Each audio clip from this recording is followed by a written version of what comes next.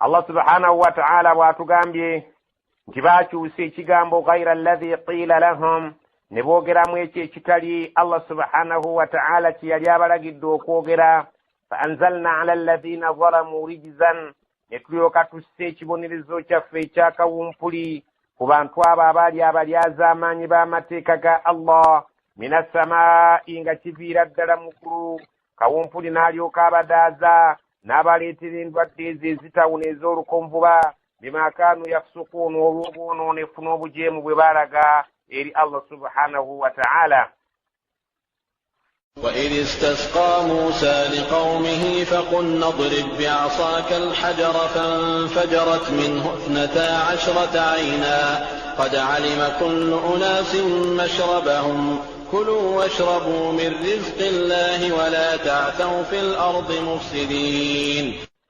وإذ استسقى موسى جكرا موسى abantu bere bamusaba amazzi ag'okunywa nga bali mu kiseera we baali nga bali mu ddungu ng'ennyonta bali bubi, ne bamugamba Musa tusabire Allah subhanahu wa ta'ala Katonda watuwa amazzi, naye twasomoka ennyanja ne tujja eno ate teri mazzi, ate tuli mu bwetaavu bw'amazzi. Allah subhanahu wa ta'ala atugamba faqulna idrib bi'asaka alhajar, nitugamba Musa kuba n'omuggo gwogwo ejjinja. Abavunuzi abamu bagamba nti gwe muggo gwaffe gwe yakuba ku nnyanja, omuggo guno gwasobola okufuuka omusota mu kiseera bwe yali mu byamagero ng'abikola n'abalogoba Firawuna la'natullahi alayhi. Ate Allah subhanahu wa ta'ala ategeeza nti Allah subhanahu wa ta'ala yamulagira akube ne ku jjinja.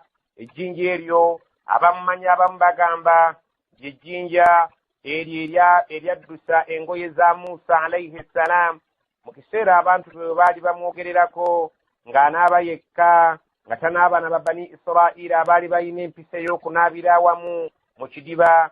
Ne balyoka bamuteekako ekigambo ekigamba nti Musa ekimugaana okunaaba naffe alabika yalwala obulwadde bw'empanama.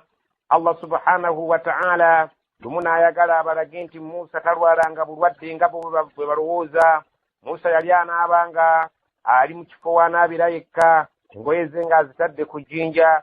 Ejjinja eryo lyasobola okuddusa engoye ne libeera nga ligenda litambula n'engoye ezo, nga Musa bw'ajja aligoba ng'ali bwereere. N'abeera nga Musa alayhi salam ejjinja lyamuyisiza ddala Abayisirayiri bwe baali banaabira mu gurupu yaabwe, ne bamutunuulira ne bamwetegereza, ne bakakasiza ddala nti Allah yamutonda butonzi musajja, naye nga taliiko bulwadde bwe baali bamwogera, bwe baali bamutemeredde nti yali abulina. Musa alayhi salam obunyiivu bwe yalina, yakuba ejjinja eryo ne lijjako n'olubale obuufu bw'ekyo ekikoba kye yakola eky'okubeera nti yalikuba.